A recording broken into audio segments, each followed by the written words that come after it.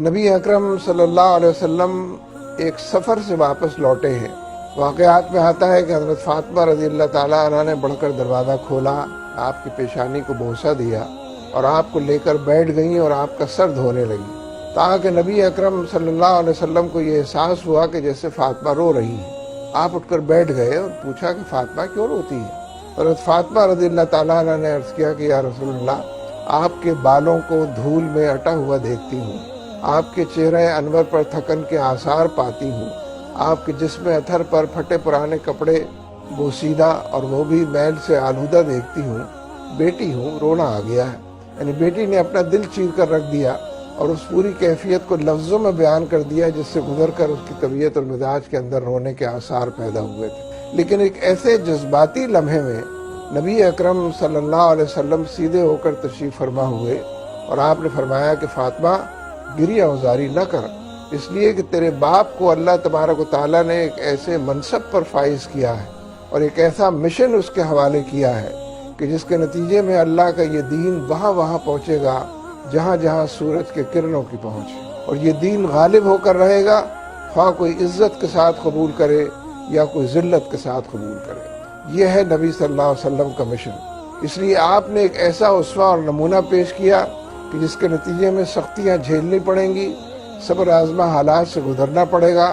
آزمائشوں کی پہنائیوں سے اپنے آپ کو دوچار کرنا پڑے گا، محرومیوں کی دلدل دور تک پھیلی رہے گی، مجبوریوں کے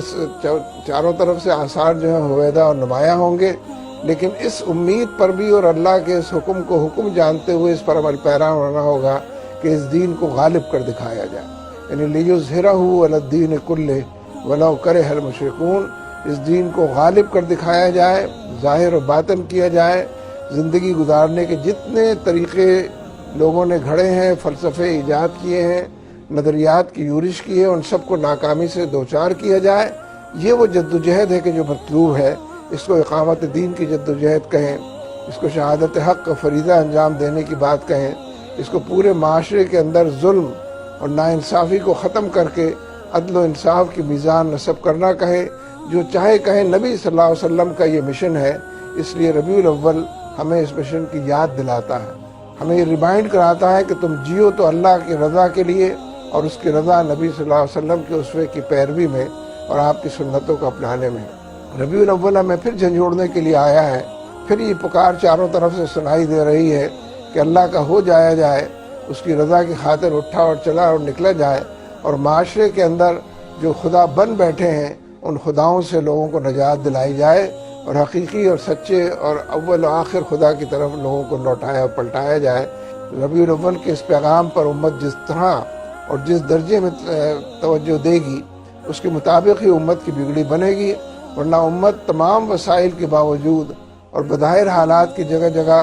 خوشحالی کے باوجود ان مقاصد کو نہیں پہنچ سکے گی کہ جس سے انسانیت کو کامیاب کہا جا سکے، کیا جا سکے، اور چار داغ عالم میں قرآن و سنت کے نام لیواؤں کی حکومت اور انہی کے حوالے سے پوری دنیا کے اندر، پوری گلوب کے اندر ایک ایسا معاشرہ قائم کیا جا سکے کہ جس میں لوگوں کے دکھوں کا مداوع ہو سکے، ان کے زخموں پر پھایا رکھا جا سکے اور ان کے دل درد دور کیے جا سکیں۔ اللہ تبارک و تعالی ہمیں اس کی بہترین توفیق سے نوازے۔